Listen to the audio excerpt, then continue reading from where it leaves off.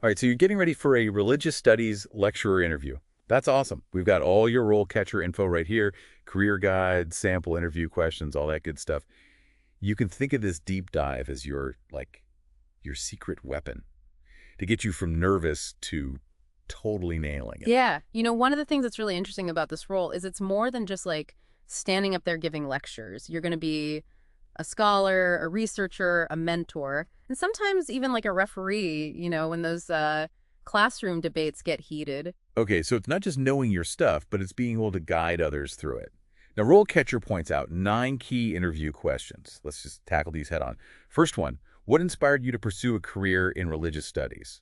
And how has your background prepared you for this role? I feel like this is where people might just fall into the trap of giving like a generic answer. Totally. It's like it's way deeper than just saying, "Oh, I find religion fascinating." The interviewer wants to see that passion from you, but also how it's rooted in your actual experiences. Like, did you volunteer at a place of worship? Did you maybe lead a youth group? Or even like spend your summers debating philosophy with your friends? These are the kind of stories that'll make you really stand out. So it's about connecting the personal with the professional, showing them that you're not just some kind of talking textbook. What if they follow that up with something like, can you give a specific example of a time your personal beliefs influenced your approach to teaching? That feels a little bit tricky to me. Yeah, and that's where understanding the different career stages for a religious studies lecturer can come in really handy. Rollcatcher's Guide outlines 4 distinct stages: early career, mid-career senior lecturer, and then finally professorship. And each stage comes with its own set of responsibilities and expectations. So if you're early career, you might talk about how your beliefs shaped your teaching philosophy. But if you're applying for a professorship, they're going to want to hear how your beliefs have informed your research and your contributions to the field. So it's tailoring your answer to where you are on that career path. Makes sense. Okay, on to question 2. How do you stay current with developments in the field of religious studies? And how do you integrate those developments into your teaching? This one feels like it's all about showing you're not stuck in the past. Absolutely. The academic world's constantly evolving, right? They're looking for someone who not only keeps up with the new scholarship, but brings it into the classroom. So think about it like this. Did you read a groundbreaking study recently that shifted your perspective on a certain theological concept?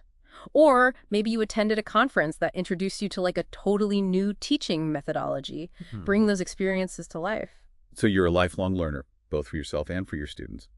Now, what about question 3? How do you create a classroom environment that fosters intellectual curiosity and critical thinking among students? This one just seems a little intimidating to me. It can be. But think about it as an opportunity to share your teaching style. Do you encourage debate? Do you like to use interactive activities? Maybe you're a fan of the Socratic method, gently nudging students to think deeper. Paint a picture of your classroom as a space where exploration and questioning are totally encouraged. So it's not just about imparting knowledge, but about kindling that fire of curiosity. Okay, on to question 4. How do you incorporate technology into your teaching? And what benefits do you see from using technology in the classroom? This feels especially relevant now, given how much teaching has moved online. It is, and interviewers want to see that you're comfortable using technology to enhance learning. And this doesn't just mean listing off like a bunch of software programs. It's about explaining how you use technology strategically. So, for example, you might talk about how digital archives allow students to access primary sources that they wouldn't otherwise have, or how virtual reality field trips can bring religious sites to life. So it's about showing how technology isn't just a substitute for traditional methods, but a way to deepen engagement and understanding. Okay, question 5. How do you accommodate diverse learning styles in your teaching? And what strategies do you use to ensure that all students feel included in the classroom? This one feels particularly important in creating an equitable learning environment. It's absolutely crucial. Remember, a classroom is made up of individuals with unique needs and learning preferences. So how do you tailor your teaching to reach everyone? Do you use visual aids for visual learners? Do you break down complex concepts into smaller chunks for those who need more structured learning? The key is demonstrating your flexibility and awareness of those different learning styles. It's about meeting students where they are, not forcing them into a one-size-fits-all mold. Okay, on to question 6. How do you assess student learning in your courses? And what strategies do you use to ensure that students are meeting course objectives? This one feels like it's getting into the nitty-gritty of grading and evaluation. It is, but it's also about showing that you have a well-rounded approach to assessment. You know exams are important, Hmm. but so are things like essays, presentations, class participation, and even those thought-provoking questions that students ask during lectures. So explain how you use different methods to gauge understanding and how you provide constructive feedback to help students grow. So it's not just about slapping a grade on a paper, but about using assessment as a tool for learning and improvement. That makes a lot of sense. Now, before we move on to the next set of questions, let's talk a bit about how RoleCatcher's AI can give you an extra edge in your preparation. That's a great point. Remember, RoleCatcher isn't just about providing information, it's about helping you personalize your answers. So the AI can actually analyze job descriptions and identify keywords that are related to specific skills and experiences. So, for example, if the job description emphasizes experience with online teaching, the AI might suggest highlighting your expertise in using learning management systems.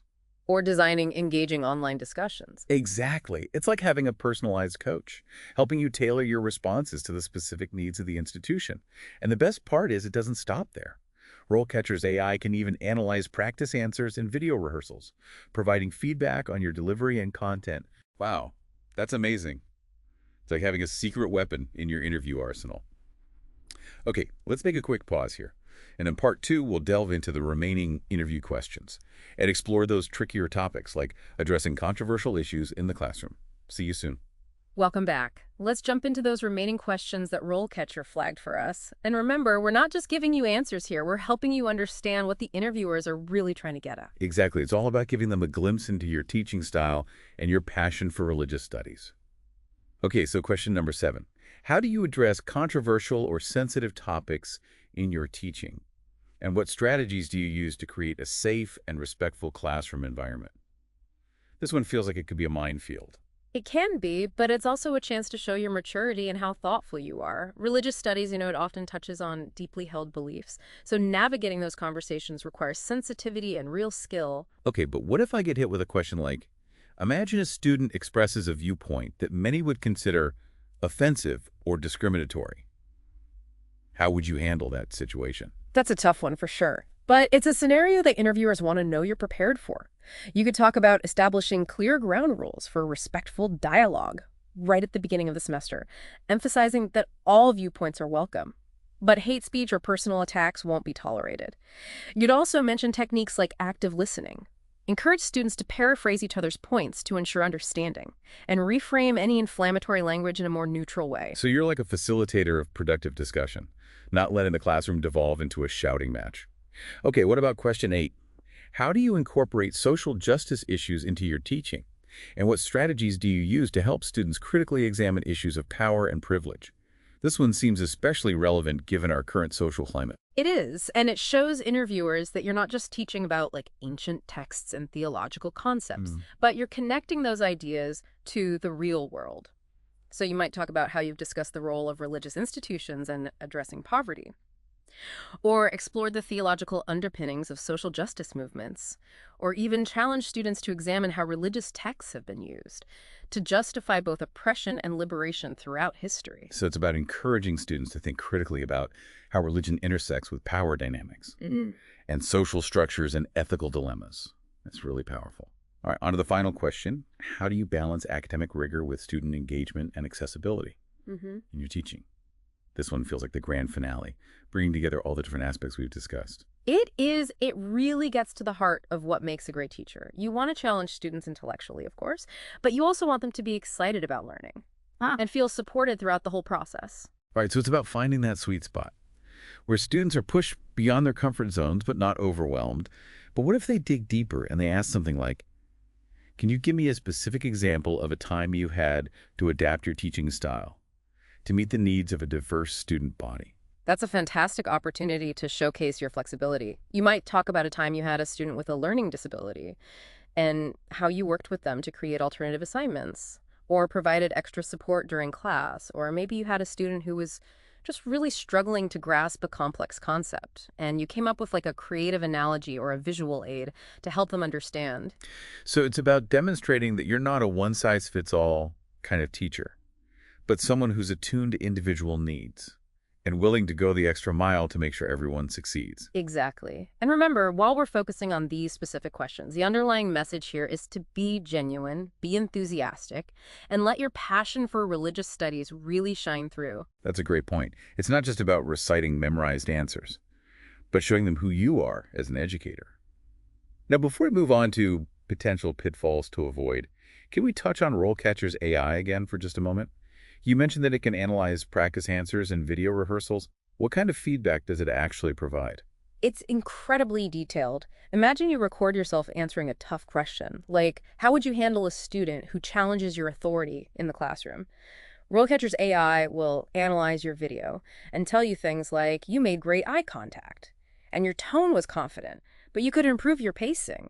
You spoke a bit too quickly when describing your strategy for de-escalating the situation. Wow, that is specific. It's like having a personal acting coach, but for interviews. It can even analyze my body language. Absolutely. It picks up on things like your posture, hand gestures, even micro-expressions. So if you're saying you're passionate about a topic, but your facial expression says otherwise the AI is going to flag it. It helps you make sure your nonverbal communication is aligned with your words. This is incredible.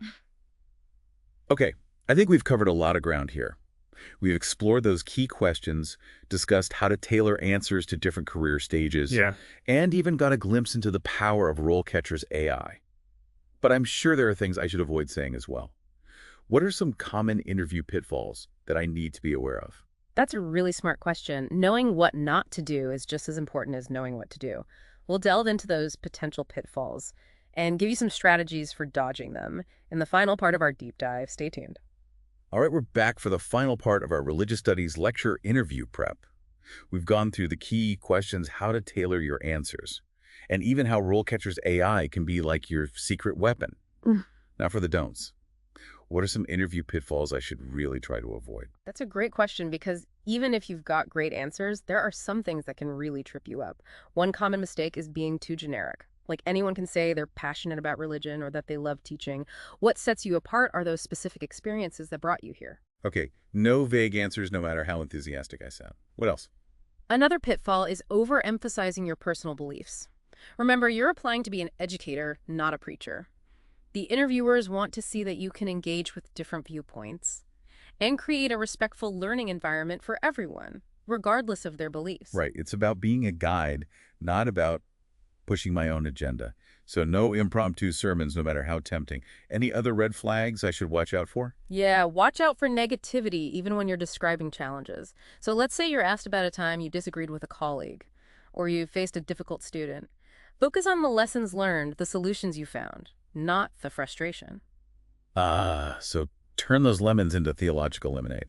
Show them you can handle tough situations with grace and a growth mindset. Okay. Okay, I'm taking notes. Before we wrap up, can we circle back to RoleCatcher's AI for a second? You mentioned it helps tailor answers to specific job roles.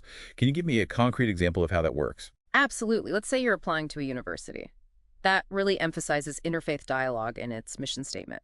RoleCatcher's AI is going to pick up on that and suggest highlighting any experience you have with interfaith initiatives. So maybe you've led interfaith workshops or organized events that brought together different religious groups or even done some research on comparative religion.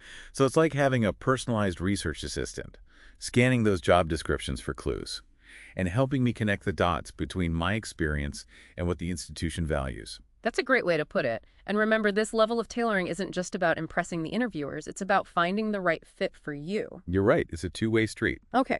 I'm feeling a lot more confident about this interview now. I've got the questions covered, the potential pitfalls noted, and RoleCatcher in my corner. What final words of wisdom do you have for me? Go into that interview as your authentic self.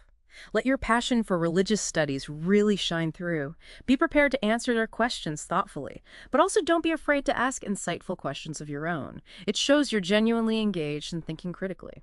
That's a great reminder. It's not just about giving the right answers. It's about showing them who I am as an educator and as a scholar. You know what? Thanks to this deep dive, I'm not just prepared. I'm actually excited. That's the spirit. Remember, you've gotten this far in your career because you have something valuable to offer. Believe in yourself, trust your preparation, and go knock their socks off.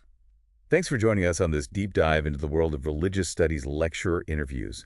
We hope you found it insightful and, dare we say, even a little inspiring.